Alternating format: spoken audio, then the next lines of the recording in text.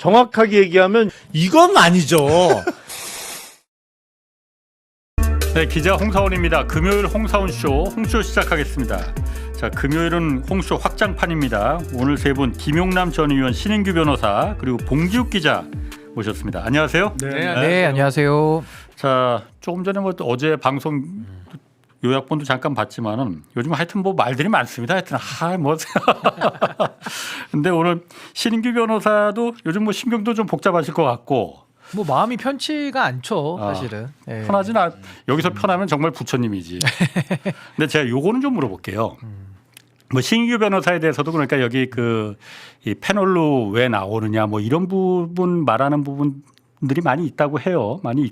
그리고 제가 신인규 변호사 페이스북이나 SNS에 쓴 글도 좀 쭉 보고 그랬는데 유시민 작가나 김어준 공장장 같은 경우에 그분들이 이재명 대통령과 지금 다른 생각을 하고 있다 이렇게 판단하고 계십니까? 저는 큰 틀에서 말씀드리자면 예. 뭐 요즘 뉴 이재명 현상에 대해서도 뭐 말들이 많았는데 사실은 이재명 정부가 가고자 하는 기조, 그 방향성에 대해서 제가 이해하는 바로는 어떤 실용이나 어떤 국익 예. 통합적인 노선을 가려고 애를 많이 쓴다고 생각해요. 물론 이해운 후보자 같은 사람은 지명했다가 또 철회도 되긴 했습니다만은 예. 그 시도 자체는 저는 국민들이 많은 열광적 지지를 보내고 있다 이렇게 생각을 하거든요. 근데 그게 꼭 저는 뭐 김어준 씨나 뭐 유시민 작가나 이분들만을 제가 지칭하는 것은 아니고 큰 틀에서 어떤 과거의 어떤 관행이나 관성에 조금 더 익숙해서 조금 더 이념적이거나 어떤 진영적인 그런 사고 내지는 어떤 선악적인 이분법으로 세상을 좀 바라보는 그런 태도들이 제 입장에서는 가끔씩 이렇게 좀 충돌될 때가 있거든요. 예. 그러니까 그런 것들이 뭐 이재명 정부의 방향성을 제가 정하는 건 아니지만은 보여오는 모습들에 대해서는 제 나름대로는 평가를 하고 아마 그런 괴리 속에서 제가 또 일부 비판하는 지점들도 좀 생겨났던 거 아닌가 그런 생각을 좀 하고 있습니다.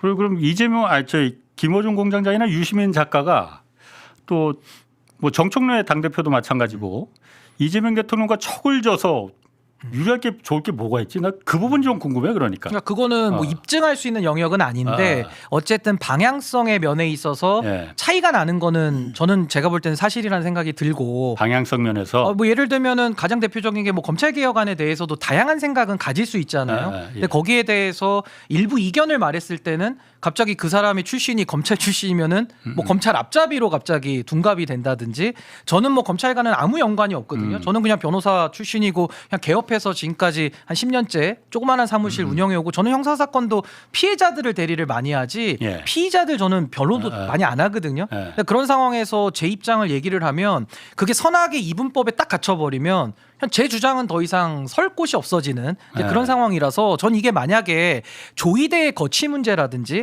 어떤 특정 사건을 갖고 얘기하면 저도 생각이 되게 비슷하거든요. 그렇지만 어떤 제도 문제 이런 일반화의 문제 전체 국민들이 적용되는 문제에 대해서는 저는 너무 이렇게 선악적인 이분법의 접근 방식은 좀 지양돼야 되는 거 아니야? 아니 지양이 안 되더라도 그러니까 다른 생각은 얼마든지 가질 수 최소한의 있죠. 다른 생각에 대한 존중을 가지고 예. 서로 토론은 가능해야 되지 않나 그런 생각이 듭니다. 뭐 저도 그 부분은 존중합니다. 그래서 제가 뭐 신인규 변호사는 뭐 이렇게 계속 다른 생각을 그러니까 저는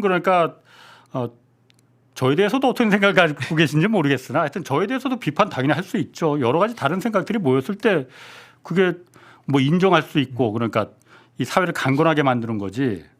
똑같은 생각만 갖고 있는 사람들끼리 가서 그냥 이 방송하고 뭐 이 토론을 하자 그건 좀 아닌 것 같다는 생각이 좀 들어서. 근데 제가 이제 이 프로그램에 더 나오는 거에 대한 이제 이견도 전 충분히 있을 수 있고 뭐 반대하시는 분들도 좀 계시니까 충분히 그분들 마음에 제가 뭐 상처를 드렸거나 괜히 저 때문에 보시는 게 불편하신 분들께는 좀 죄송한 마음도 솔직히 들어요. 근데 드는데 제가 그래도 이 프로그램에 나오면서 계속 하는 이유가 전 우리 홍사훈 기자님에 대해서 제가 존경심이 있고 또 기자님의 그 균형성과 합리성에 대해서 저는 참 높게 평가하는 부분이 좀 분명히 있고 흐뭇하네. 아니 또 그리고 기자님하고 이렇게 얘기하다 보면은 저도 제가 생각하지 못했던 부분들 많이 배우기도 하거든요. 그러니까 그런 부분들에 대해서는 저도 뭐 제가 기여할 부분이 일부 있다면 저도 어쨌든 조금 더 해볼 그럴 생각입니다. 저도 그러니까 신인규 변호사의 어떤 생각이나 그 말에 대해서 다 동의하는 건 아니지만은 정말 신 변호사의 그 젊은 감각 그리고 제가 생각하지 못했던 그런 다른 면 그런 부분 제가 깜짝깜짝 놀랄 때 있거든요. 그래서 사실 이런 게 필요한 거예요. 두 분은 좀 어떻게 생각하세요? 요즘 하도 시끄러운 거 아시죠? 다 김용남 의원도. 시끄러운 건 알고 있는데 네. 그거 아니라도 신경 쓸 거 많아요 지금. 거기까지 뭐 크게 신경은 안 쓰고 있습니다. 저는. 그래. 근데 저는 보면 예. 신은규 변호사의 말이 맞는데 틀리지 않는데 이거를 비판을 비판의 수위와 단어로 해야 돼요. 근데 그렇게 하질 않아요. 그래도 문제가 되는 겁니다. 비판과 비난 사이를 교묘하게 왔다 갔다 하면서 그 선을 예. 넘어버리면 서로 나중에 화해를 할 수가 없죠. 예를 들면 뭐 유시민이 반명이다. 이게 말이나 되는 얘기입니까? 예? 예를 들면 합당을 뭐 찬성하면 이렇고 반대하면 이렇고 사실은 자기들끼리도 같은 편이라고 생각해도 나중에 뭐 1인 1표제랄지 합당이랄지 디테일로 들어가면 다 다릅니다. 그렇지. 다 달라요. 예. 뉴 이재명 속에서도 다 다를 거예요. 예. 근데 예를 들면 제가 이제 이현주 의원의 역사관을 문제를 삼으니까 예. 급기야는 이제 봉지욱도 반명이고 기레기다 뭐 이렇게까지 나와요. 아니 전 뭐 그렇게 말 들을 수 있다고 생각을 합니다. 예. 하는데 제가 그래서 많은 영상을 보여드렸잖아요. 예. 근데 또 그렇게 얘기하면 우리도 그 역사관 지적에 대해서는 뭐 비판하는 게 아니야. 또 말을 돌립니다. 근데 그렇게 하지 말고 우리가 분명히 예를 들면 저 이현주 의원 싫어하지 않습니다. 그분 잘 몰라요. 만난 적도 없고 통화한 적도 없는데 분명히 이제 그분의 위치 때문에 그런 거 아닙니까? 민주당의 그렇지. 여당의 수석 최고 전문위원이 예전에 이런 생각을 가졌다면 예. 사실은 그때 매불쇼 나와서 본인이 그냥 그때 그렇게 생각했지만 지금 그렇게 생각하지 않는다 한마디 하면 끝났을 일입니다. 근데 부인을 하다 보니까 계속해서 영상이 나오고 똑같이 본인과 활동했던 이병태 규제개혁위원회 부위원장 이현주 의원하고 시민단체 만들어서 같이 했어요. 사실은 이병태 그분 더 심각하죠. 식민지 근대화론에 위안부 예. 성매매론에 뭐 하여튼 뉴라이트 역사관의 중심에 있던 분인데 그분 같은 경우는 오히려 바로 사과를 하더라고요. 사과하면 끝날 일인데 그게 괜히 감정 싸움이 되고 진영 싸움이 되더라고요. 근데 이런 거 참 안타까운데 외부에 큰 위기가 한번 나타나야 되나 봐. 예를 들면 지금 윤석열, 김건희 추적이 없어지니까 예. PR을 구별 못하고 오인 사격을 한다거나 예를 들면 5.18 때도 오인 사격해갖고 예. 시민들 학살하는데 그 계기가 아군끼리 교전을 하게 만들잖아요. 예. 오인 사격을 해서 그 군인들이 광분을 해서 아이들까지 예. 학살을 하게 됩니다. 그러니까 굉장히 이게 슬픈 일이죠.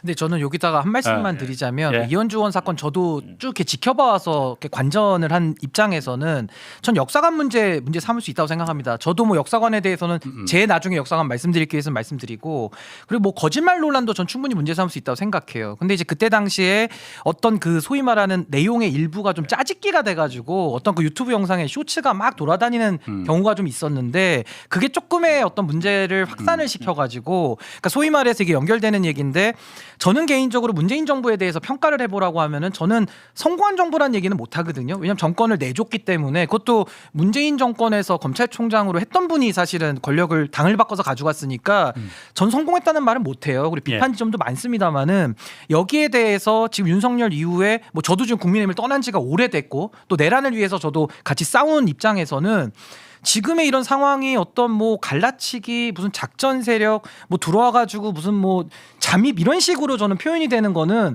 그럼 예를 들면 그 배우를 밝혀서 저는 배우를 처벌하거나 배우를 발본색원하는 건 찬성인데 저만 해도 이견은 있지만 저의 배우를 밝혀라 그러면은 없기 때문에 밝힐 수가 없어요. 그냥 배우라 그러면 제 양심이거든요. 제 양심이 그 얘기를 하고 있는 건데 이게 약간 좀 이렇게 프레이밍이 좀 짜지면서 무슨 배우가 있어가지고 들어와서 어떤 뭐 진보 진영을 뭐 이렇게 소위 말하면 이렇게 분열시키는 전략과 책동.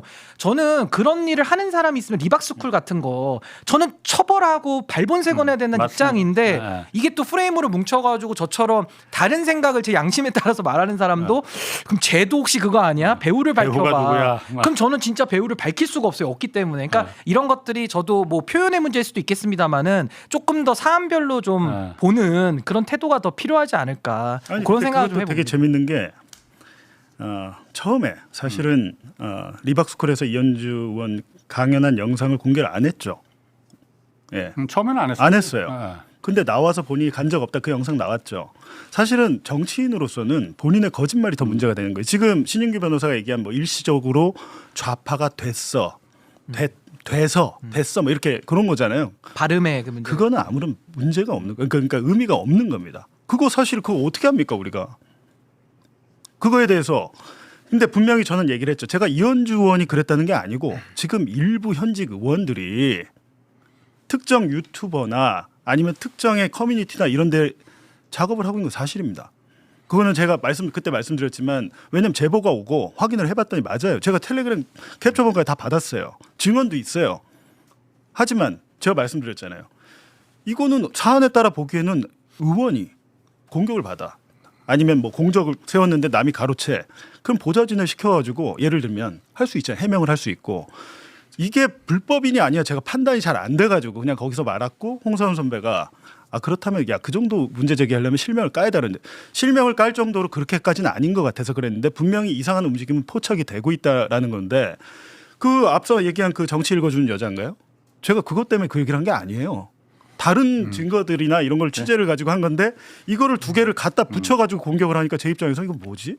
그래서 저도 이런 여기에 생각이 드는 조금만 보태자 마지막 마무리를 하자면 너무 보태면 안 되지. 짧게. 그러니까 저는 이제 뉴 이재명 현상이라는 이건 뭐 제가 한 것도 아니고 어떤 네. 신문사에서 먼저 시작을 해서 그 네. 현상을 분석하고 있었는데 갑자기 어느 순간에는 제가 무슨 뉴 이재명을 가지고 뉴랑 올드를 갈라쳤다는 거예요. 근데 저는 그 갈라치기라는 말을 장동혁도 쓰잖아요. 저 굉장히 이건 분열주의적인 언어고 그럼 반민주적인 저도 갈라치기라는 언어라는 그 생각이 얘기는 들어요. 안 썼으면 좋겠어요. 그래서 제가 어제 모 방송 나가서는 올드 이재명 기분이 나쁘실 수 있으니까 제가 그거를 원조 내지는 오리지널이라고 불렀거든요. 그거 좋네. 그러니까 오리지널이니까 훨씬 그분들의 자부심과 저는 그분들을 그렇지. 굉장히 존중해야지. 존경합니다. 왜냐하면 네. 이재명 대통령을 일찍부터 발굴해서 네. 어떻게 보면 같이 키워오신 분들이잖아요. 네. 그러니까 저는 그분들에 대한 존중이 분명히 있는데 이거를 갖다가 뉴 이재명 현상 얘기하고 있는데 너는 갈라치는 거고 말을 하지 마. 내지는 이게 좀 더 나가서 뭐 작전이나 이런 식으로 가니까 그게 전 분리해야 된다고 봐요. 물론 그런 세력이 일부 있으면 발본색원하고 처벌을 할 문제지 공론장에서 사실 그게 논의가 우선순위로 되면은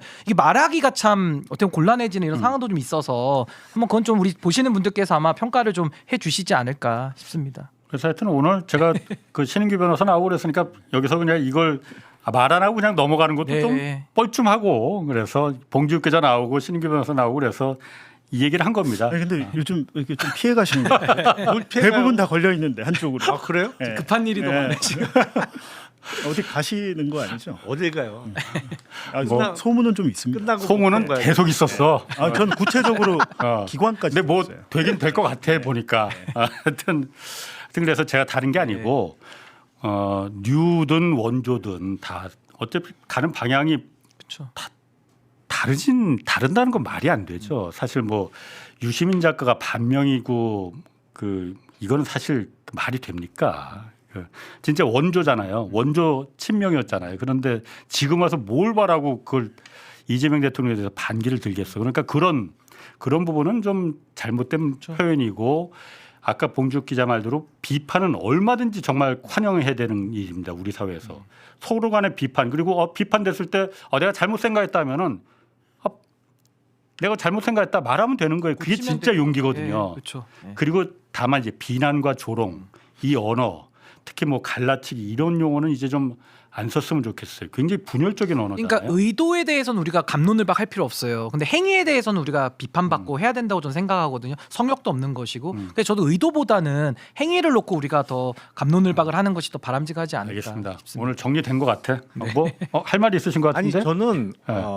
뭐 어떤 이런 그 논란이나 이런 걸 통해서 네. 결국에는 우리 사회가 보다 합리주의 사회로 갔으면 좋겠어요. 그러니까 어떤 게 더 합리적이냐? 예. 그 방법이나 방향을 놓고 토론하는 거는 얼마든지 오케이. 근데 맞아요. 이게 어떤 교조주의적으로 자꾸 흐르지 않도록 합리성을 향해서 갔으면 좋겠어요. 네. 자 이제 기름값 얘기해야 되니까 그 얘기 이제 거기서 이제 정리하고 자 오늘 첫 번째 주제 이겁니다.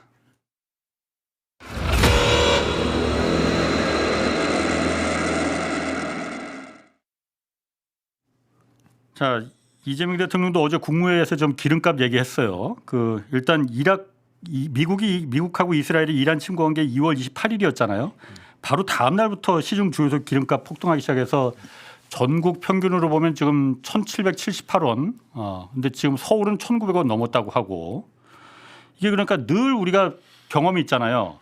중동에서 무슨 일 터지면은 올리는 건 기름값이 터지자마자 바로 올라가고 사태가 종결되면 가장 늦게 내린단 말이야. 지금 올라간 기름값은 지금 유조선에 아직 출발도 못했을 텐데 이게 왜 이게 그러니까 좀 이상하긴 이상해. 대통령도 이걸 지금 누군가 지금 큰 돈 벌었다는 거잖아 지금. 그렇죠. 억울해요 좀. 보통 가격이 치솟는 건 결국엔 공급이 갑자기 늘었거나 예. 아니 저 수요가 갑자기 그렇지, 늘었거나 그렇지. 예. 공급이 확 줄었으면 가격이 올라갈 수 있는데 예. 이란을 침공 전쟁이 터졌다고 해서 휘발유를 더 왕창 더 많이 쓸 것 같지는 않고 뭐 미리 그러니까 넣어놓겠지만 그 수요가 얼마나 되겠냐. 그러니까 그게 뭐 예.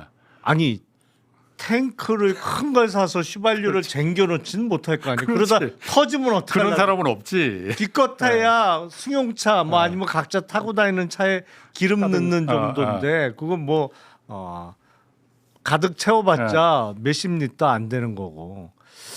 그러면 수요가 갑자기 는 것 같지는 않고 공급이 그럼 확 줄었냐? 공급이 왜 줄어 지금? 그렇지. 예. 공급이 공급은 아직도 앞으로는 줄을 수 있지 그러니까. 그렇죠. 한참 뒤에는. 장기적으로 우리가 이제 네. 비축류가 보통 200일 조금 넘게 쓸 수 있는 그 비축류가 있다고 하니까 만약에 이 전쟁이 장기화돼서 예. 오래 지속되면 뭐 적어도 7달 이상 지속되면 공급이 줄 가능성은 있겠죠. 물론 그것도 수입선 다변화를 통해서 중동에서 많이 수입하던 걸 다른 쪽으로 돌리면 또 해결이 될 문제입니다만. 아니 그래서 이게 중요한 게 기름값이 지금 왜 오르는 거냐. 주유소들은 일단 정유사가 우리나라에 4개 있잖아요. 네. 거기는 주유소가 지금 이거 알아서 올리는 거다. 우리가 개별 주유소 통제할 수가 없는 거 아니야. 그거 맞는 말이야. 그런데 주유소들은 아니 정유소 공급받는 게 지금 걔네들이 올리는 거다. 네. 서로 양쪽에 책임 공방하고 있거든. 근데 그거는 제가 좀 아는 게 예. 저희 고모부가 주유소를 아주 오래 하셨습니다. 그럼 뭐래? 주유소를 한 3개, 4개를 하시는데 예를 들면 주유소를 하는데 정유소에 빚이 없이 하잖아요. 내 돈으로. 근데 대부분 다 빚이 있어요. 그렇죠. 그것 때문에 정유사가 시킨 대로 할 수밖에 없습니다. 근데 저희 고모 주유소 중에 하나는 빚이 없어요. 그 알뜰 주유소로 바꿨어요. 그럼 최저 가격이 가능해요. 예. 내가 임의로 내릴 수 있는데 대부분 다 빚지고 시작해요. 주유소 하나 꽤 비싸잖아요. 몇십억씩 하잖아요. 그렇다 보니까 정유사의 통제 아래 있는 게 맞죠. 순수하게 내 100% 내 자본으로 한 주유소 거의 없습니다. 그러니까 특별히 굉장히 가격이 싼 곳은 좋은 입지에서 끊임없이 수십 대의 차량이 기름 넣으려고 기다리고 있잖아요. 네. 그런 데는 빚이 없을 확률도 없죠. 아니 그러니까 지금 궁금한 거는 그 고모부가 네. 그 전쟁 나기 전하고 지금하고 정유사 공급 가격이 올랐어요, 안 올랐어요? 그러니까 주유소에서는 지금 만약 정유사에서 공급 올랐다고 가격이 하더라도 오늘 제가 보니까 TBS 서울 상암동 근처에서 경유가 1,670원인 데가 있더라고요. 네. 근데 제가 아까 오전에 제 아지트 쪽에 경기도인데 예. 경유가 1,900원대예요. 그런 차이가 있는 겁니다. 들어오는 가격 자체는 다 같다고 하더라도 예. 내가 그 정유사에 빚이 없고 순수 내 자본이면 내가 이 가격을 컨트롤할 수 있어. 그냥 싸게 할 수 있고 박리담회로. 근데 그게 아니면 대부분 끌려갈 수밖에 없는 거죠. 그러니까 말씀하신 대로 반은 맞고 반 틀린 게 정유사의 통제를 대부분 받는다고 봐야죠. 영향권 안에. 예, 영향권. 안에. 정유사가 올리라고 하는 거예요, 그러면은? 그 비싸게 주는 거죠. 그 주유소의 공급 가격을. 공급 가격을 예. 올린 거라 예. 이거죠, 그러니까. 그러니까 이게 뭐 저도 기름 넣을 때마다 사실은 50원만 좀 리터당 올라가도 액수가 차이가 나서 이게 가슴이 좀 그렇거든요. 철렁하는 경우도 있는데 지금 뭐 몇백 원씩 리터당 올라버리면 차이가 얼마나 납니까 이게 사실. 그래서 참 우리 서민들의 물가에 이게 국민 생활에 굉장히 좀 위험한 요인도 될 수 있는 건데 결국에는 최근에 그 제분협회에서도 막 담합 관련해서 이사들 다 사직하고 사과하고 그랬잖아요. 그러니까 그것처럼 이것도 뭐 정유사 쪽이든 아마 저도 주유소들이 다 담합해서 하기는 너무 어려운 구조니까 이게 정유사 쪽을 좀 의심을 먼저 해볼 수밖에는 없는데 전 이거는 우리 당국에서 조금 더 면밀하게 조사를 해서 좀 문제가 있는 부분들이 있으면은 국민들 앞에 좀 알릴 필요는 있지 않는가. 그렇죠. 이게 우리가 알지 못하는 영역에서 어떤 가격에 대한 뭐 담합이나 이런 문제가 분명히 좀 있을 수 있는 그 가능성이 높은 거 아닌가. 그런 생각이 그래서 듭니다. 제가 오늘 그 오피넷이라고 있잖아요. 주유소 그 가격 정보 시스템 그거 발표하잖아요. 거길 들어가 봤더니 주유소에서 공급 가격이 나오더라고요. 근데 그 일주일 단위로 발표하는데 지금 나온 건 2월 4주째까지 지난주 것까지밖에 발표가 안 돼. 그래서 이번 주 가격은 다음 주 금요일 날 발표가 된다고 그러더라고요. 근데 당국은 당연히 알 수 있을 거 아니에요. 지금 이번 주에 정유사들이 정말 폭리를 취한 거냐 배 들어오기도 전에 먼저 올려버린 거냐 아니냐 이거 알 수 있을 거 아니에요. 금방 나오겠죠, 그거는. 금방 나올 거 아니, 아니야. 근데 정유사 입장은 그거라는 거 아니에요? 이게 지금 들어오고 있고 앞으로 들어올 거 나중에 비용이 자기들도 비용이 상승하니까 예. 이렇게 와야 될 거 뭐 배가 돌아온다든가 하면 예. 나중에 우리가 비용 상승 때문에 지금 그 반영을 하는 거다 그 주장 아닌가요? 아니 어쨌든 정유업체들은? 예. 지금 들어와 있는 예. 기름에 공급가가 있을 거 아니에요. 그러니까 사우디아라비아나 뭐 그쪽에서 들어온 이 가격에 따라서 지금 또 공급하는 그 가격을 결정하는 거잖아요. 앞으로 들어올 기름은 말고 요걸 미래를 갖다가 예측해서 미리 올려버린다는 거 아니야? 그럼 지금 그, 그렇죠. 지금 그 말은 저는 그렇게 이해하고 있는데요. 지금 네. 앞으로 들어올 거 그러면은 그 말이 맞다면은 내릴 때는 그럼 확실히 먼저 그날부로 내렸어야지. 내릴 때 항상 가장 늦게 내리잖아요. 그러니까 그게 앞뒤가 지금 안 맞는 상황이고 그리고 이틀 만에 300원, 400원 오는 건 말이 안 됩니다. 그렇지. 그래서 그 어제 국무회의 대통령 발언도 한번 좀 들어보시죠. 오를 거라고 예상이 된다고 갑자기 소비 가격 자체가 이렇게 폭등하는 거는 이거 지금 국민들이 겪는 국가적인 또 어려움 이런 상황을 이용해서 자기 이익만 보겠다 그런 태도잖아요. 뭐 아무리 돈이 막이라고는 하지만 이게 너무 심한 것 같습니다. 관광지에 손님 많이 오니까 바가지 씌워야지 이런 거 지금 제재하잖아요. 예. 근데 이 석유류 판매에 대해서는 이게 바가지 아닙니까? 예. 이 바가지에 대해서는 제재할 법적 근거가 현재는 없다는 겁니까? 네, 그걸 이제 핀포인트로 할 수 있는 거는 지금 없는 것으로 지금 알고 있습니다. 아, 저게 그래서 아까 그 대통령이 이제 바가지 관광지나 음식점들 바가지 단속하지 않느냐 제가 찾아봤더니 있더라고요 실제로. 근데 왜 기름값 바가지는 왜 없는 거야? 행정 조치죠. 그거는 이제 바가지 요금을 단속하는 거는 행정 조치고 예. 법적으로는 이제 형법에 부당이득죄라는 게 있어요. 부당이득죄가 예. 있는데 그거는 타인의 공궁한 상태를 이용해서 부당한 이득을 취득했을 때인데 그거는 정말 그 입증하기 힘들겠네. 아니 그거는 이제 이 내가 공부한 아는 적 리터당 200원, 300원 올린 것 갖고는 일단 부당 이득이라고 보기가 어렵고 예. 이게 몇 배를 갑자기 받는다든지 예. 그리고 말씀하신 대로 상대방이 과연 곤궁해? 그러니까 그걸 기름 넣으러 온 사람이 예. 곤궁한 처지야? 그거 잘 안 되잖아요. 그렇죠. 그거는 아주 예외적인 경우에만 부당이득죄가 소위 알박기 이런 뭐 몇십 배 그렇지. 받는 경우 예, 있잖아요. 예. 알바가 놓고 예. 그런 경우에나 적용할 수 있는 법률이고 이 담합을 했다면 그건 처벌 가능하죠. 담합. 근데 그 입증이 어렵지. 그렇지. 증거 확보가 어려운 거죠. 예. 담합을 했다는 거를 찾아내기가 어려움이 있죠.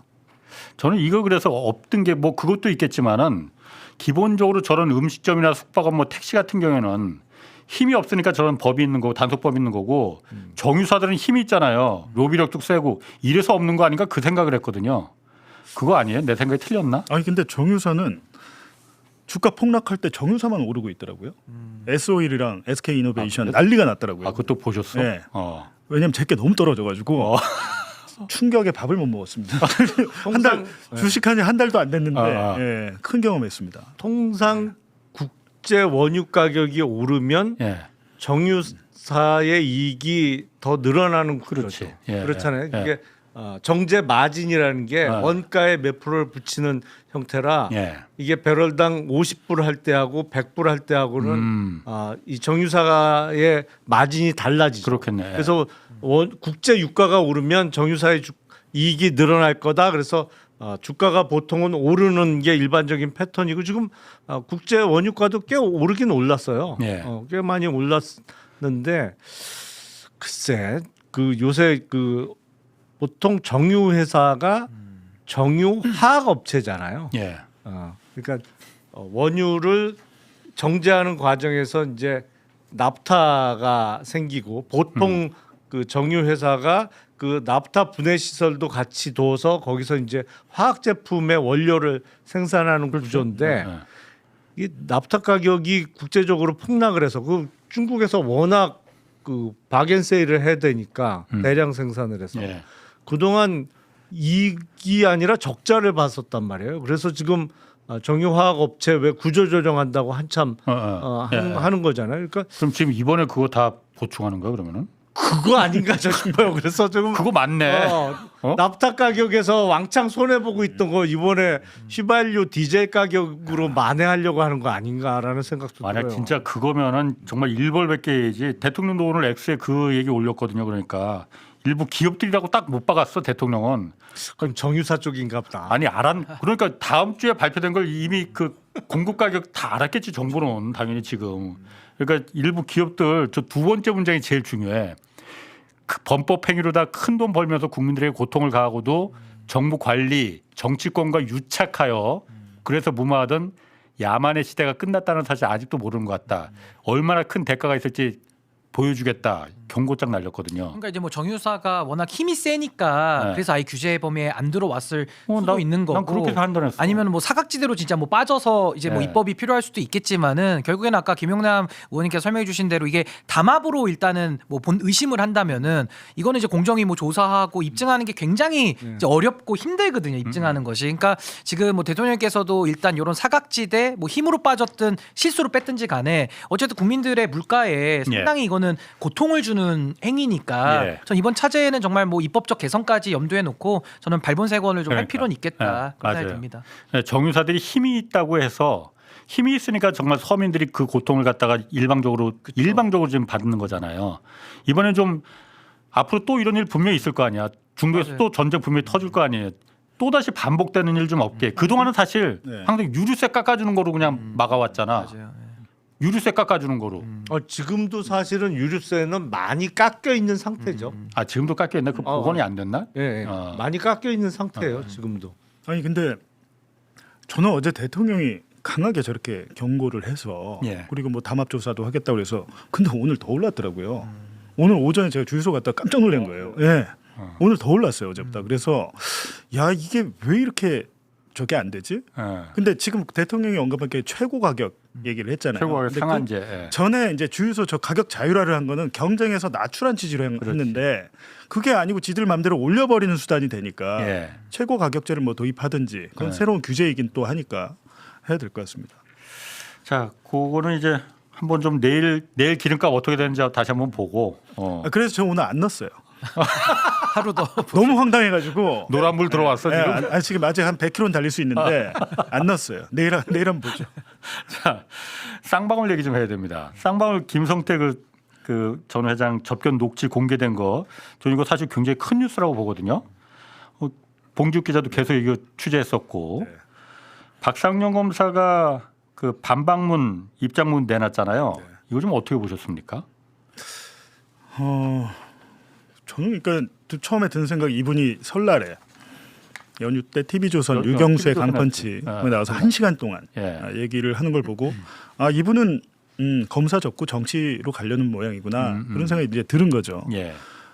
조작 수사에 대한 반박은 할 수 있겠죠. 담당 검사로서 해명도 할 수 있고 예. 반박도 할 수 있는데 대통령 이재명 대통령 재판 받으라고 하더라고요. 떳떳하면 재판 받아라. 나중에 받겠다고 하든지. 예. 그리고 헌법적으로 불가능한 얘기를 하면 안 돼. 네, 아니 현직 검사가 그 검사 임명장 대통령이 주는 거 아닌가요? 맞아요. 예, 그러니까 대통령 떳떳함 받고 민주당 뭐 공소취소 모임이고 이런 거 보고 나랑 공개 토론하자 이런 얘기를 자기 사건과 관계없는 얘기를 하는 걸 보고 야 진짜 막 나가기로 결정을 했구나. 예. 인천지검장이 1시간 동안 너 온라인 그 TV조선 유튜브 나가라고 결제해줬을 것 같지도 않은데 근데 급기야 이분이 요 관련 기사 김성태 녹취록 기사가 나오니까 이제 매불쇼에 연락을 해서 나 매불쇼에 나가겠다. 그 매불쇼에서 연락이 왔어요 저한테 1대1 토론을 하는 게 어떠냐고 그래서 제가 한마디 했죠. 그 토론은 출연료 비쌉니다. 라고 한마디 하고 한번 보자 그랬는데 왜냐하면 이분이 지금 정치하려고 하는 입장에서 마이크를 또 안 나가겠다고 또 했다고 그러는데. 아니요. 매불쇼 측에서 매불쇼 측에서 거부했다고. 이화영 측 변호인들이 이 사람한테 마이크 주면 안 된다고 공문을 그렇지. 보냈대요. 그렇지. 공문을 보내서 제 생각도 그런데 지금 다 거짓말을 하고 있는 게 너무 많은 증거가 나와서 이게 정말 다 완전 무결하다고는 지금 할 수 없는 상황이거든요. 예. 근데 이거는 가장 큰 문제는 이분한테 있는 게 아니고 대검에 있죠. 왜? 대검. 예를 들면 지금 많은 법무부의 감찰 자료나 이런 것들이 나왔잖아요. 예. 그럼 이게 대검에서 감찰부가 가만히 있으면 되나요? 대검 감찰부가 지금 움직이지 않고 있는데 예. 이 사람이 지금 문제 행위를 했던 시기가 2023년 2월부터 6월 사이예요. 예. 그 검사에 대한 징계 소멸시효가 3년입니다. 좀 있으면 3년 끝나요. 그러네. 지금 3월이니까 그러네. 그러니까요. 예. 진작에 징계 조사가 들어갔어야 되는데 그걸 안 해왔던 겁니다. 그러니까 저는 정권이 바뀌었는데도 왜 이렇게 하지라는 생각이 드는 게 왜 안 했냐를 생각해 보니까 박상용 혼자 이렇게 했을까? 일개 평검사 혼자 사건을 그럴 리는 나 혼자 없죠. 제가 그 말씀드리는 거예요. 어. 나 혼자 안 죽어도 될 수 있잖아요. 예. 이 사건과 관련된 고위직들이 지금 곳곳에 포진을 해 있고 막아주는 게 아닌가라는 생각이 어쨌든 드는 그 거죠. 당시에 법무부 장관은 한동훈이었고 중앙지검장은 이원석이었단 말이에요. 예. 이 사람들이 전혀 이걸 갖다 인볼브가 안 돼 있을까 쉽지 않은데 그렇기에는 혼자 박상용 혼자 하기에는 너무 큰 일인데 만약 이게 조작이 확실하다면 말이죠. 저는 이렇게 보는 거죠. 2023년 2월에 이재명 민주당 대표 1차 구속영장을 치죠. 대장동으로. 예, 그랬지. 기각되죠. 예. 그리고 나서 시작된 거예요. 음. 대장동으로는 더 이상 영장을 못 치는 상황이 되니까 예. 대북 송금 사건을 만들기 시작한 거죠. 그리고 급기야는 2023년 9월에 두 번째 영장을 치잖아요. 그때 주요 내용이 대북 송금이었습니다. 예. 두 번째 영장을 치기 위해서 사건을 만든 거죠. 지금 시기적으로 보면 딱딱 맞거든요. 중앙지검이었고 예. 이거는 수원지검이잖아요. 네. 중앙지검에서 안 되니까 수원지검으로 그럼 넘어간 거예요. 그렇죠. 나중에 중앙지검이 그 사건을 가져와서 영장 칠 때 그 내용을 넣죠. 그렇죠. 심지어는 이재명 그 대표를 어. 대북 송금으로 기소도 안 한 상태였어요. 기소를 안 했는데 영장의 주요 내용으로 넣다 보니까 영장 전담 판사 유창훈 부장판사가 이거는 다툼이 있는데 인정을 안 하고 기각을 한 거죠. 그러면 이게 윗선이 박상용이 지금 이렇게 당당하게 나오는 것도 그러니까 나 혼자 죽지 않는다. 한번 할 테면 해보자. 대검에서 지금 감찰팀에서 나 징계도 못하지 않느냐. 이건가 그러면은? 근데 그때 그 수사 라인은 거의 다 사표 쓰고 나갔는데 거의 제가 알기로는 그 수사 라인 중에 유일하게 아직 현직에 남아 있는 사람이 박상용 검사거든요. 당시에 조사받으신 분 중에 한 분이 하시는 말이 저 서울 갔다 왔습니다. 박상용 검사가. 저 서울 갔다 왔습니다. 이 얘기가 뭡니까? 수원지검의 검사가 저 서울 갔다 왔습니다. 어제 서울 갔다 왔습니다. 이 얘기를 종종 대검 했다는 갔다 거예요. 왔던 얘기지 그거는. 그러니까 중앙지검이 아니고 고위직에 대검에 누군가 갔다 직보를 한 것 왔던. 같은데 그게 한동훈인지 뭔지 모르겠지만 직보를 직접 한 게 아닌가라는 게 그러니까 이 정도까지 막가파로 나오기 쉽지 않거든요. 그냥 가만히 있으면 되는데 이 부분에 대해서는 진짜 뭐 특검을 하든지 한번 해봐야겠다. 왜냐하면 지금 서울고검 인권침해 TF 있잖아요. 수사를 제대로 안 하고 있잖아요. 박상용 불러다가 그러니까 고검 TF만 하는 거죠. 연어의 술 파티도 안 물어보고 하니까 박상용이 오히려 야 내가 물어보지도 죄가 않더라. 있으면 나 입건해가지고 피의자로 그랬어. 질문해도 나한테 한마디도 못 묻잖아. 어. 본인의 알리바이로 지금 사용을 하고 있어요 그거를. 그러니까 저도 그게 그러니까 왜 고검 TF에서 지금 저거 다 조사하고도 지금 아무 소식이 없지?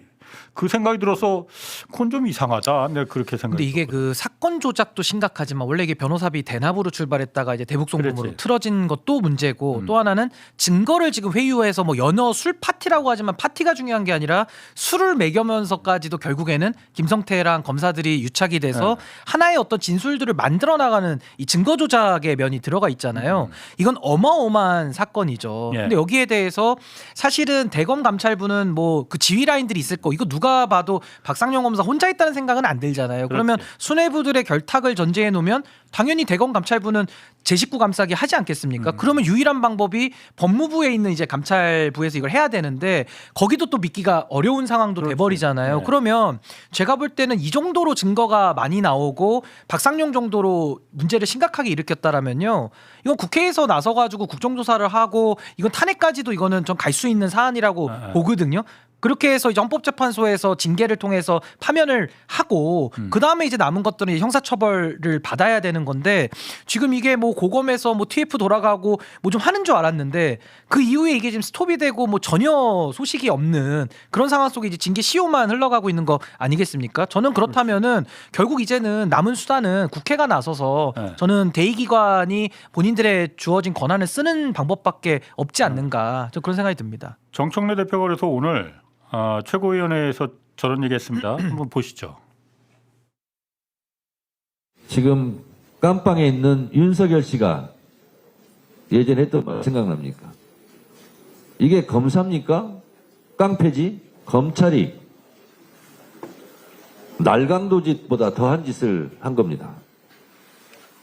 이 부분에 대해서 민주당은 절대 좌시하지 않고 그냥 넘어가지 않겠습니다. 죄를 지은 만큼 죄값을 치르게 하겠습니다. 그리고 이런 범죄 행위에 가담한 검사들은 모두 깜빵으로 보내겠습니다. 자, 깜빵으로 보내야 되는데 어떤 죄를 적용할 수가 있는 거예요? 직권남용 이런 게 되는 건가? 어떤 게 좀 죄가 될 수 있는 건가? 직권남용죄는 법의 국죄는 그야말로- 지금 아직 저게 소급돼서 적용될 수는 없는 거고. 적용 시점이 다르죠. 그렇죠. 이제 네. 통상의 경우에는 이제 형사처벌은 그 범죄 행위가 일어날 때 이미 시행되고 있던 법률에 의한 범죄만 처벌하는 게 법의 국죄는 원칙이니까. 일단 안 되고. 법의 국죄는 예. 뭐 한참 후에 예. 이제 조금 더 있어야 이제 시행이 되는 법률이니까 예. 적용할 수가 없고, 직권남용죄의 구성 요건은 직권을 남용하여 타인에게 의무 없는 일을 시키거나 타인의 권리 행사를 방해했을 때 성립한다. 이렇게 대단히 추상적인 문구로 돼 있단 말이에요. 예. 근데 직권남용죄, 직권을 남용하여 의무 없는 일을 하게 했다? 이게 가능할까요? 그렇게 적용된 사례를 못 본 것 같아요. 그래도 아직까지는. 이런 저거 사례가 그럼- 없으니까 없죠, 어. 사실은. 이런 사례가 드물죠. 검사가 어. 증거나 진술을 회유하고 조작한다는 경우가 예. 거의 없다 보니까 거의 첫 케이스 아닌가 싶고, 저는 뭐 이거는 법리의 문제는 논란이 충분히 가능한데, 저는 뭐 직권남용도 충분히 적용을 해야 된다는 생각이고, 뭐 증거인멸 부분도 또 갖다가 넣는 거고, 결국에는 그 위계에 의한 공무집행 방해 뭐 이런 것들도 선례는 없는데, 예. 이거는 뭐 지금 현재 체제 내에서 처벌할 수 있는 조항들은 다 갖다가 한번 판단은 좀 받아봐야 되니까. 저 모해 위증 교사는 되지 않나요? 근데 아니, 이게 그 위증 교사가 법정에서도 이제 증언을 했어요. 위증 그것도 받을 교사지. 수 있죠. 근데 제가 왜 누군가를 근데 음해하기 그러냐면 위해서. 그게 왜 모해 위증 교사가 모해 이제 좋은데 예. 문제는 그게 성립이 되려면 김성태 회장이 자백을 해야 됩니다. 김성태와 안부수 회장 이 두 사람 정도, 그리고 방영철까지 이 세 사람이 3인 성호를 만들어서 대북 송금을 모해하려고 이재명을 위해서다 했다. 이렇게 만들었기 예. 때문에 박상용의 지시나 뭐 압박으로 인해서 우리가 이렇게 했다를 한 두 사람 정도가 그렇게 나오면 좋은데, 서울고검 감찰 그 인권침해 TF 수사에서 그게 안 됐어요. 모해 위증은 형량이 어느 정도 돼요? 그거는 그게 위증이 꽤 셀 꽤셀 거요. 거예요. 한 10년. 그게 법정형이야 뭐 법정형은 셀 겁니다. 그건. 1년 이상 뭐 이 정도 되지 않을까 싶은데. 1년 갖고는 되겠나 이게. 이상. 그러니까 모해 위증은 더 가중하니까. 법정형은 사실은 10년 이하의 징역이네. 10년 이하의 징역으로 그러니까 돼서 강력하게. 아. 처벌하죠. 사실은 이게 상한보다 하단이 중요한 거예요. 그래요. 얼마 이상이 그렇지. 훨씬 중요한 거예요. 예. 원래는. 직권남용은 이게 5년이죠, 그러니까. 5년이요. 아. 5년 이하죠. 5년 모해 위증으로는 이게 성립이 될 수도 있겠네, 그러니까. 그러니까 그게 이제 증언을 앞둔 상태에서 어떤 일이 벌어졌느냐를 밝혀야 돼요. 예. 증언을 앞둔 상태에서 예. 조작하고 회유해서 조작을 했다는, 만약 그게 사실이라면은 그럼 모해 위증이 될 수 있는 거 아니에요? 그 가능성은 있을 수 아. 있죠. 네. 음. 그러니까 뭐 예를 들어서 불러다가 예. 너 내일 모레 법정에 증인으로 나가야 되는데 너 증언 똑바로 해. 너 여기서 진술한 대로 내 앞에서 진술 그 조서에 써 있는 대로 너 증언해야 돼. 너 안 그러면 가만 안 둬. 뭐 이런 식으로 했다면 가능하죠. 근데 그 검찰 같은 이런 수사기관에 대해서 수사기관에서 수사관 검사들의 죄를 물을 수 있는 방법이 그렇게 의외로 별로 없어요. 잘 없나? 근데 보통 이제 직권남용 이게 적용 사례가 없어서 그렇지, 저는 직권남용으로 일단은 큰 일반론적으로는 적용을 해야 되고, 그 네. 이후에 뭐 모해이증이나 또 다른 법조들도 그 구성 요건에 맞게 또 네. 분석은 해봐야 되는데, 사실 검사가 증거를 조작한다라는 개념 자체를 아마 우리 입법자들이 상정하기는 참 어려워서 예. 빠뜨린 것 같은데, 이번에 어쨌든 법 왜곡죄까지 이제 규정은 해서 그렇지. 차후는 이제 네. 그게 대응은 가능한데, 이 과거 사건은 사실은 지금 있는 조항으로 좀 어떻게든 처벌을 해야죠, 사실. 그러게. 예. 자, 그 전환길 얘기도 좀 해보겠습니다. 전환길이 윤석열 한테 보냈다는 메시지가 어제, 그러니까 윤석열 2심 재판이 있었잖아요. 그 전인 것 같아. 그러니까 메시지를 공개했는데, 이준석과의 부정선거 토론을 보고 또 소식도 들었다. 국민을 일깨운 성공적이고 대단한 토론이었고 그 용기와 헌신에 감사한다 했는데, 부정선거 토론 이거 펜앤마이크 그 유튜브에서 한 거잖아. 깜빵 구치소에서 이거 볼 수 있어요? 저도 그래서 어떻게 봤다는 거지? 어. 그냥 약간 의아했어요. 전환길이 저거 거짓말한 거. 소식을 들었다는 얘기 아닐까 아니 싶긴 한데 토론을 보고 또 소식도 들었다 이렇게 말을 했거든. 저건 그냥 볼 수는 아, 없는데. 그렇지.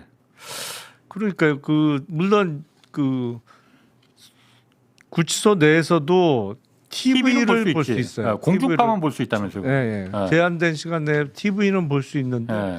유튜브는 어떻게 봤다는 건지 잘 모르겠고 제가 그래서 사실은 부정선거 관련해서 무슨 토론회를 한다고 하길래 아이고 진짜 쓸데없는 짓 또 하네라는 생각이 들었어요. 그게 무슨 의미가 있냐고. 원래 이준석이 던진 거 아니고. 아니 그러니까 거기서 무슨 합의점을 찾거나 무슨 뭐 의견 일치하는 것 한 톨이라도 나올 수 있냐고. 애시당초에 그건 불가능한 거 아니에요. 양쪽이 하고 싶은 얘기 막 하고 그 면면들을 봐. 그러니까 끝나고 나면 와 내가 이겼다 각자 주장하고 싶은 거 하는 건데 예, 정말 쓸데없는 짓 한다. 그걸 또 뭐 방송국에서는 중계하겠다고 했다가 원래 했다가 안 되니까 예, 펜앤마이크로 예. 갔던 건데 이준석 의원도 과거에 이제 그 뭐랄까 그냥 평론가로서 할 때는 모르겠으나 이제는 현직 국회의원이잖아요. 예. 저런 것 좀 안 했으면 좋겠어.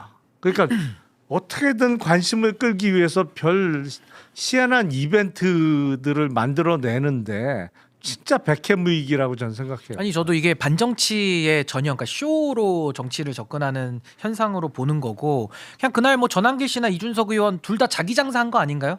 그 주최한 그렇죠. 방송사도 네. 또 장사가 된 거잖아요. 그러니까 3주체가 자기들의 각자의 이익을 달성한 거에 불과하고 물론 뭐 조회수야 뭐 몇백만 회가 나왔다고는 하지만 큰 의미는 없다라는 생각이 들고요. 무엇보다 이준석 의원이 지금 지역구가 동탄이잖아요. 거기서 그 배지를 달아준 동탄 구민들의 선택도 있을 텐데 본인의 책임을 다해야 되는데 여전히 그 금배지의 값이 아까울 정도로 아무 역할은 없고 그냥 여전히 자기 장사 이런 사익 정치로 점철돼 있는 그런 상황. 그리고 저기서도 저는 저 토론의 배경을 좀 유추해 보자면 결국 이준석 의원 입장에서는 부정선거론 전환길 앞에 앉혀놓고 그 욕은 전환길이 다 먹고 본인이 어떤 보수 주도권을 더 쥐기 위한 하나의 그렇죠. 호석일 수 있거든요. 그러니까 이렇게 정치를 올바르지 않게 하면 저는 국민들이 이제는 더 이상 그 양두구육식의 정치에 이젠 당하지 않는다. 그 동탄 주민들이 얼마나 속이 상하시겠어요, 사실은. 그러니까 굉장히 저는 본인의 책임을 좀 가볍게 여기고 있는 거 아닌가. 여전히 미성숙한 태도를 보이고 있다 그렇게 봅니다. 이준석 의원 거기가 이제 그것도 생각을 해야 돼요. 중계를 결국 한 데가 펜앤마이크 유튜브잖아요. 예. 근데 최근에 국민의힘이 펜앤마이크 대표를 방송미디어통신위원회 상임위원으로 그렇지. 예. 추천을 했다가 예. 부결이 됐잖아요. 근데 펜앤마이크가 전통적으로 리박스쿨과 연결이 좀 돼 있어요. 이게. 뭐 극우 성향의 예. 근데 지금 제가 놀라운 것은 예. 이준석과 전한길이 했는데 펜앤마이크가 있고 여기 대표를 또 상임위원으로 추천을 해줬어. 이 커넥션에 대해서는 이거 어떻게 받아들여야 됩니까 이게? 주는 게 있으면 오는 것도 있어야지. 예. 근데 결국에는 이제 부결이 돼서 다시 추천을 못 한다고는 하는데 예. 당일에 보니까 30몇만이 동시 접속을 했잖아요. 예. 엄청나긴 엄청나더라고요. 근데 제가 진짜 놀랐던 것은 야 전한길의 저런 얘기, 이영돈 PD의 저런 얘기, 진짜 말도 안 되는 그 증거도 못 대고 근데 그런 상황에 대해서 믿는 사람들이 있더라고요. 물론 난 사실 듣지도 않았어 네. 저거. 아니 근데 그거 보시면 얘기라서 길게 보시면 아니 하던데, 이영돈 PD도 한때 멀쩡했거든요. 멀쩡했는데 멀쩡했지. KBS에서 한때는 날렸었어. 그러니까요. KBS에서 나름 날렸던 저 사람이 저렇게 될 줄 내가 정말 생각도 못했어. 하여튼 근데 구도도 좀 해괴해요. 1대4로 하더라고요. 이준석 의원 혼자 앉아 있고 넷이서 뭐 돌아가면서 이렇게 발언하는 모습도 별로 이렇게 뭐 토론의 형태로 보이지는 않았습니다. 그냥 쇼로 보였습니다. 그러게. 자 그래서 뭐 그 얘기는 뭐 쓸데없는 얘기니까 이제 거기서 이제 정말 줄이고 쓸데없는 정말 얘기가 쓸데없는 얘기니까 다음 요것도 약간 쓸데는 없는데 요거 다음 주제로 한번 넘어가겠습니다.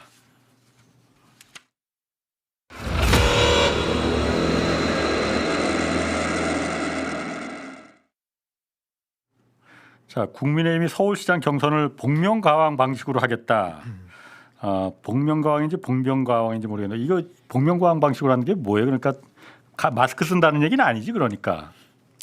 복면가왕은 원래 그건데 컨셉은. 그러니까 이제 저도 차라리 복면을 씌우고 싶어요. 그 얼굴을 안 보고 싶기 때문에 국민들께서는 별로 보고 싶어하지 않는 얼굴들인데 결국에는 어떤 토너먼트식으로 하겠다는 거 아닌가. 그래서 결국에는 이 룰 자체가 좀 생소하기는 하지만 제가 이해한 바로는 후보들이 다자구도로 나오면 표가 분산되니까 오세훈 시장이 될 가능성이 매우 높잖아요. 현직 프리미엄도 있으니까 이걸 복면가왕식으로 약간 토너먼트식으로 올라오게 만들어서 어떤 1대1 구도를 좀 만들겠다라는 하나의 어떤 좀 수가 들어가 있는 거 아닌가 싶기도 그러니까 하고. 오세훈을 가왕으로 그냥 놓고 뭐 그렇게 한다는 거 아닌가 나머지 싶어요. 이거. 후보들을 이제 경선에서 맨 나중에 이제 오세훈하고 붙는다. 1대1로 붙이면 이제 이거라는 표가 거잖아. 뭉쳐지니까. 아니 근데 그게 말이 안 되는 게 네.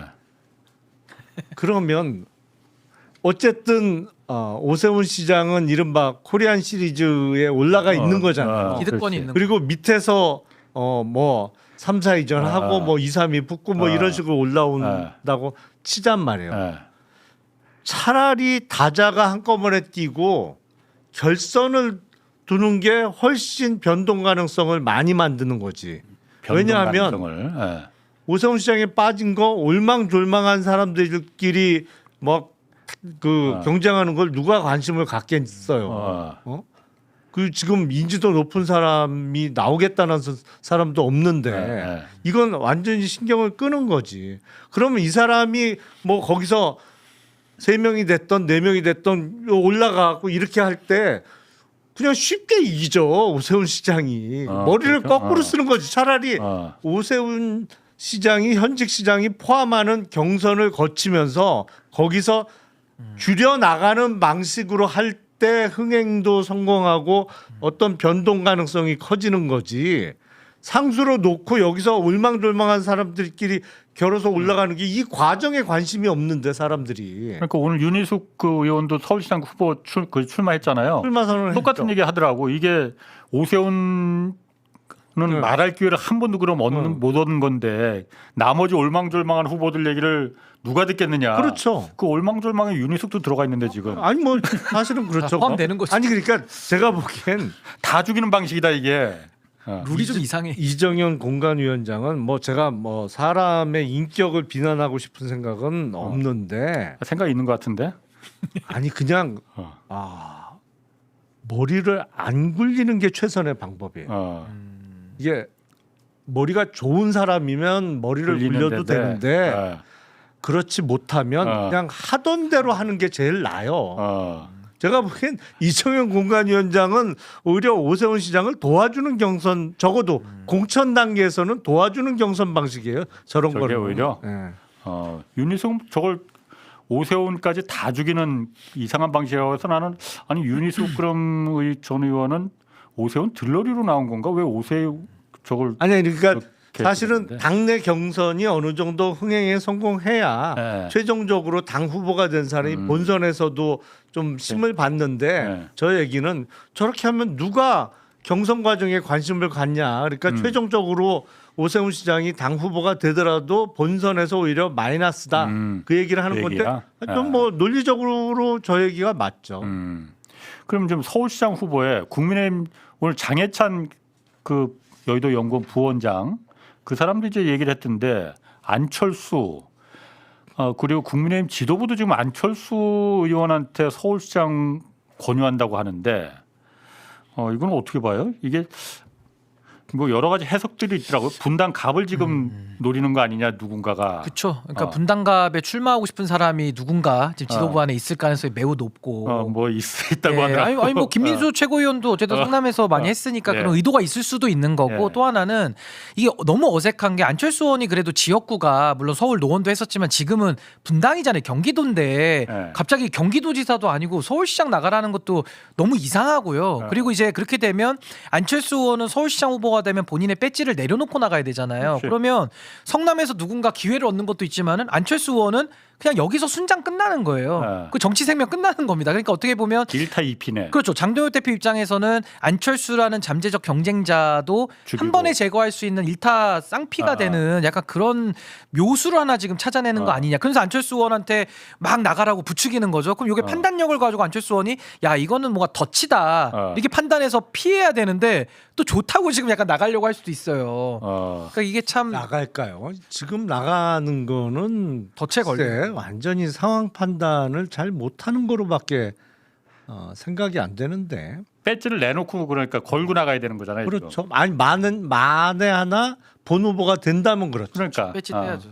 당 후보로 확정이 된다면 의원직 사퇴를 해야죠. 국민의힘 결국에. 지도부는 밀어줄 테니까 또 확실하니까 나가라 배지 떼고. 아니 근데 안철수 의원이 저는 자기 객관화가 좀 안 될 수 있다고 보는 게 사람은 자기의 전성기 때 뇌가 저장돼 있을 가능성이 매우 높아요. 그러니까 안철수 의원은 본인이 서울시장 양보했고 막 그때 안철수 현상 바람 불었을 때로 아마 민심을 생각하면서 내가 이제 나가기로 결심하면 이제 바람 어게인 바람이 다시 불 것이다 이렇게 상상할 수도 있기 때문에 저는 뭐 이게 아까 허무맹랑한 얘기 같지는 않고 주변에서 꼬드기고 하면 안철수 의원 입장에서는 약간 혹할 가능성도 일부 전 있어 보인다. 서울시장을 하려고 했으면 2011년도에 출마를 했어야지.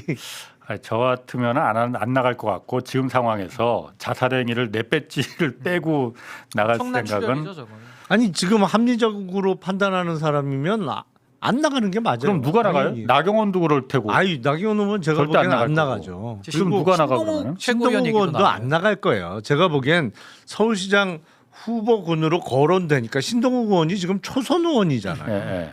그러니까 본인의 정치적 체급을 높인다는 의미에서 안 나간다고 미리 선언을 해서 더 이상 인구의 회자 안 되게 만들 필요가 없는 그렇지, 거죠. 그냥 그렇지. 놔두는 거야. 이 하지만 상황을 안 즐기고. 나가지. 그럼. 그럼 누가 나가 그러면은? 나중에 지금 또 복면가에서 마스크 벗어 보니까 뭐 전환길 고성국 이런 사람들 나오는 거 아니야? 아니 그러니까 이정현 공관위원장이 아무리 뭐 머리를 짜내봤자 결국에는 오세훈 시장이 그냥 최종적인 당 후보가 될 수밖에 없는 상황인데 그 상황이 지금 당 지도부는 싫으니까 뭐 룰도 이렇게 저렇게 바꾸겠다고 하고 딴 사람 꼬드겨서 네가 나가서 좀 해봐라 뭐 하는데 제가 보기엔 잘 안 될 거려. 그러게. 참. 근데 저는 생각도 못 하고 있다가 여기 와서 어. 안철수가 현직이었지 이런 생각을 진짜 잊어버리고 살다가 현역 의원이에요. 현직이었지. 근데 대부분의 국민들이 너무했다 그건. 국민의힘 서울시장 후보 크게 관심 없고 아마 오세훈 시장의 그 명태균 여론조사 관련 1심 판결이 네. 언제 나올까? 빨리 나올 수도 있거든요. 무속 사건인데 네. 90일도 안 남은 지방선거 전에 나올 수 선거를 있을까요? 빨리 나올 수도 앞두고 있는데 우리 이제 오세훈 빨리 입장에서는 지금 큰 소리를 치고 있는데 글쎄요. 그게 그럼 변수가 될 수가 있을라나요? 근데 오세훈 시장 입장에서 국민의힘을 이탈할 가능성은 없나요? 저는 없다고 없다고. 봐요. 왜냐면 나갈 밖에서 할 위는 수는 안 돼요. 없다. 아니 최대한 지금 당 지도부하고 차별하는 끝까지 하겠죠. 네. 하지만 탈당은 안 할 겁니다. 왜냐하면 만에 하나가 아니고 꽤 높은 가능성으로 상당히 높은 가능성으로 6월 3일 지방선거에서 낙선하고 나면 오세훈 시장은 다음 당권에 도전하지 않을까. 플랜 B로. 그래서 탈당은 아마 안 할 거예요. 그러니까 아무래도 그 바른정당의 교훈과 또 개혁신당이 지금 뭐 거의 뭐 당세가 약하잖아요. 그러니까 이런 것들 때문에 나가면 죽는다라고 생각을 할 것 같습니다. 자 그럼 그거는 어떻게 봐요? 대구 경북 통합 있지 않습니까 지금?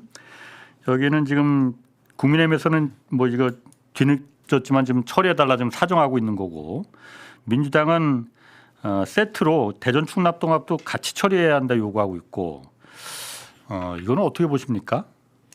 근데 지금 그 통합이 너무 정치적인 유불리 계산으로 지금 진행되고 있어요. 그렇게 보이죠. 그렇게 예. 돼 있죠 지금. 예.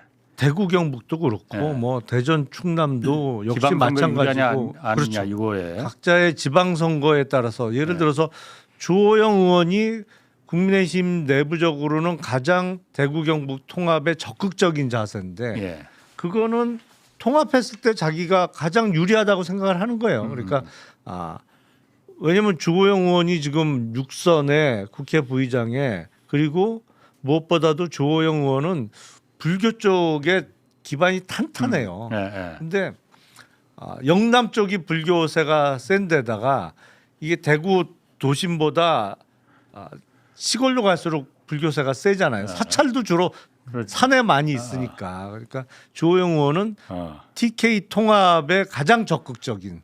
그래서 자기가 통합 특별시장이 되는 예. 걸 노리는 것이고 다른 사람들은 통합하면 안 했을 때 내가 더 유리할 것 같다. 사실은 그래서 대구 경북 통합이 초반에 안 된 게 그런 정치적 그렇지. 유불리 계산 때문에 안 된 네. 거잖아요. 네. 지금 전부 자기 장사하고 있는 거예요 지금. 어쨌든 정치적인 걸 떠나서 그럼 어쨌든 끝까지 그럼 저희 그 국민의힘에서 대구 경북만 통합해야 되고 대전 충남은 안 한다 하면은 그럼 어떻게 해야 됩니까 이거는?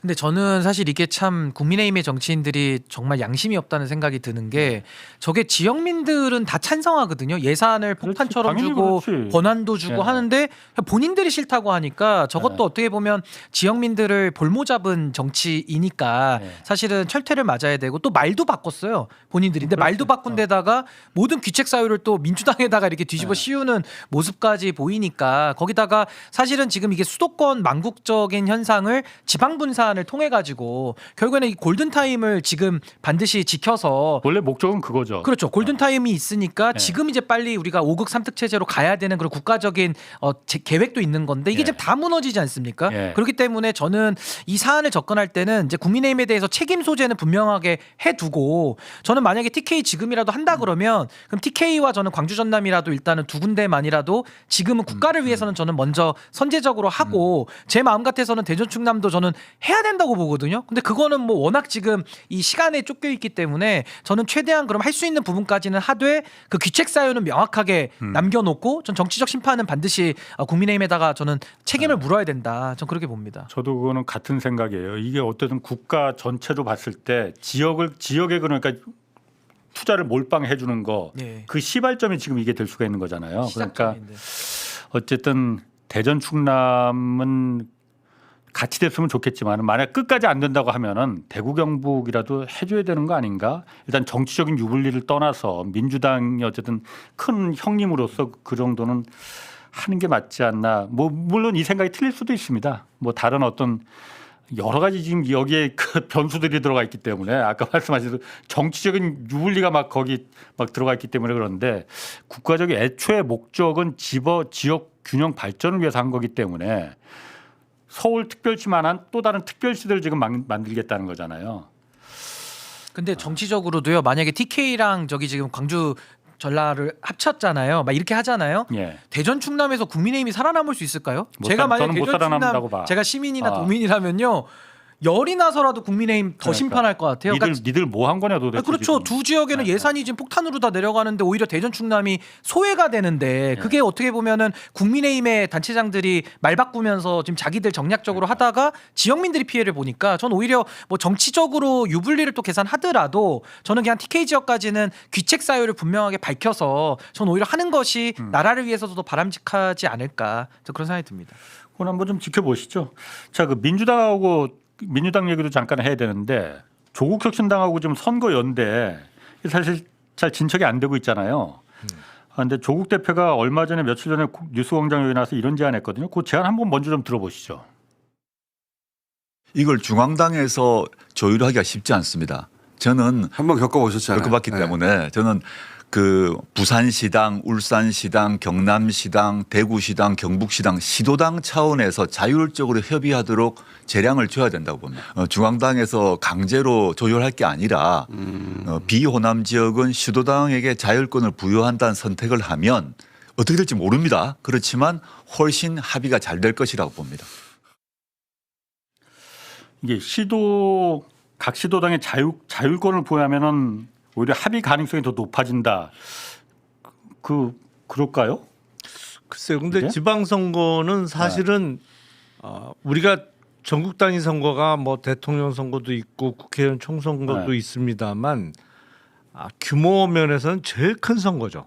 왜냐하면 네. 후보자가 워낙 어마어마하게 많지. 많잖아요. 이게 지방 의원 후보까지 합치면 뭐 기초의원까지도 네, 하고. 어마어마하게 많으니까 중앙당에서 그 많은 후보들 간의 어떤 후보 단일화 내지는 선거 연대를 조율하기는 물리적으로 어려운 건 틀림없는 사실이죠. 그래서 어떤 지방 의원 단위에서의 그거는 당연히 중앙당에서 못 한다고 봐요. 근데 이제 그런 거보다는 보통은 관심사는 국회의원 재보궐선거의 후보 단일화 내지는 선거연대 아니면 적어도 단체장 단위에서의 선거 연대잖아요. 예, 그렇지. 그 지방 의원 단위에서의 거기까지야 부분은 뭐, 별 예, 관심이 예. 없고 예.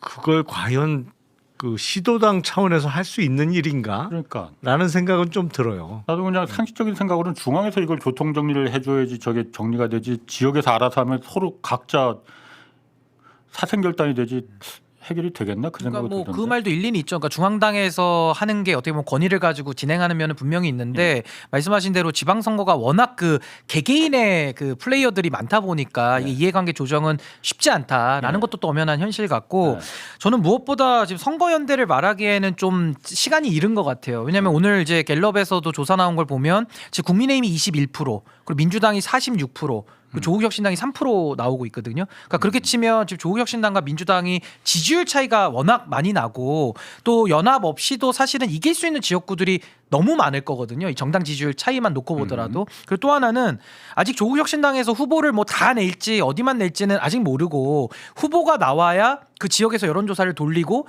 연대가 필요한 지역들이 또 따로 추출이 될 수 있을 텐데 지금 뭐 아무 그 선택지가 없는 상황 속에서 연대를 말하기가 사실은 좀 설득력이 많이 좀 떨어지는 거 아니냐. 뭐가 나왔을 때 연대가 필요한 지역은 뭐 연대를 논의해 볼 수 있는 그런 케이스 바이 케이스로 접근이 좀 돼야 되는 거 아니냐 그런 생각이 듭니다. 근데 저는 오히려 관건이 호남 같은데요. 2주 오히려? 전에 저 조국 대표 저 라디오 제가 네. 진행한 라디오 나왔을 때는 호남에는 후보자 다 내겠다 그랬습니다. 그러니까 호남은 어차피 경쟁을 하겠다고 했어. 예. 그렇게 되면 나머지가 합의가 되나요? 아니 그러니까 여기는 안 될 것 같은데 저는 호남에서 정리 안 되면 나머지 다 안 될 것 같아요. 당대당으로는 예를 들면 지금 신윤기 변호사 얘기대로 지지율 차이가 이렇게 나는데 민주당 입장에서 내가 그거 왜 하니? 각자 가자라고 할 가능성도 그게 아니라 지금 아무것도 이루어지지 않고 있다는데 지금도 그런 것 같아요. 일단은 선거 연대 아예 그 뭐 구성 기구 자체도 없는 것 같아요. 근데 호남에서 정리 안 되고 완전 경쟁 체제로 가고 나머지 뭐 영남에서 그러면 뭐 선거 연대하자 안 될 것 같은데. 그럼 이게 지금 지지율 격차가 조국혁신당하고 민주당하고 좀 많이 차이가 나긴 하지만 이게 이번 지방선거에서 또 재보궐선거에서 변수가 의외 뭐 우리가 경험 여러 번 해봤잖아요. 이번에도 될 수 있을까요? 저는 그냥 이번에 민주당하고 조국혁신당의 선거연대는 조국 대표가 어느 지역구에 출마했을 때 그 지역구에서의 선거연대의 사실상 전부일 거라고 생각해요. 그게 선거연대 A부터 Z까지지. 뭐. 아니 그리고 이게 있어요. 그러니까 국민의힘하고 민주당이 좀 지지율이 경합 상태면은 오히려 소수당의 그 캐스팅 보터가 더 그러니까. 심각한데 지금 국민의힘 워낙 21%인데 차이가 나니까. 이거 더 떨어질 것 같거든요. 그럼 사실 민주당 입장에서도 그 반사 이익을 또 받잖아요. 그럼 민주당은 이제 50% 가까이 갈 것 같아요. 그러면 50%고 국민의힘 10%대에서 허덕이고 있는데 이거는 연대의 필요성이라는 것 자체가 그냥 완전 자율 경쟁. 그렇죠. 일단은 그 필요성 자체를 민주당이 느끼지를 못할 가능성이 매우 높아서 그게 어부지리가 될 가능성은 없을 것 같다. 그러니까 이제 양당이 붙어 있어야 이제 조국혁신당의 그래, 공간도 물론 생기는 그렇지. 건데 예. 그 대전제가 조금은 충족이 안 된 거 아니냐. 지역적으로 글쎄 지금 이번 지방선거에서 민주당하고 국힘 후보가 경합을 할 만한 지역이 어디가 있을까? TK는 또 TK대로 경합은 아닐 것 같고 PK가 좀 경합하겠죠. PK가 좀 부산 경남이 PK에서 부산 경남이 좀 뭐 그럴 수 있겠네요. 근데 PK에서 그러면 조국혁신당 후보가 캐스팅 보트를 지을 수 있는 가질 수 있는 지역이 과연 몇이나 될까요? 그러니까 그거를 이제 저는 후보군들을 보고 여론조사를 돌린 다음에 아마 연대 논의가 그렇지. 오는 게 예. 순서 아닌가 싶습니다. 예, 그게 순서 같습니다. 아니 근데 만약에 민주당 후보인데 예. 경선에서 떨어진 거예요. 근데 조국 당에 가서 본선 후보로 나와. 그건 못 그거는 나가요. 선거법상 그건 안 문제예요. 돼요. 그건 안 경선에 되지. 참여하면 못 선거법상 나가. 경선에서 진 사람은 근데 경선에 참여하고 예비 후보 당에서 그럼 전직 민주당이고 컷오프 때는 가능하죠. 컷오프. 컷오프 컷오프 때문에. 당하면 그건 가능하죠. 괜찮죠. 아니면 네. 그 지역구가 아닌 다른 선거구로 옮겨서는 출마할 수 아니 있어요. 지난번에 담양군 순간 뭐 그거 몇 개 할 때도 난리가 나지 않았었는데. 그땐 컷오프 당했어요. 그러니까 컷오프. 난리가 났어. 그러니까 조국당 후보를 내면서 난리가 났는데 오히려 저는 호남이 이게 이렇게 하라고 둘까 민주당 입장에서 이런 생각이 드는 거죠. 그것도 한번 좀 아직 시간이 많지는 않지만 좀 지켜보시고 자, 어쨌든 처음에 말한 대로 우리 서로 비난과 조롱이 아닌 비판, 건전한 비판 그게 우리 한국 사회를 강건하게 만드는 겁니다. 아시겠죠, 다들? 자, 봉지욱 기자, 신인규 변호사, 김용남 전 의원이었습니다. 고맙습니다. 네, 감사합니다.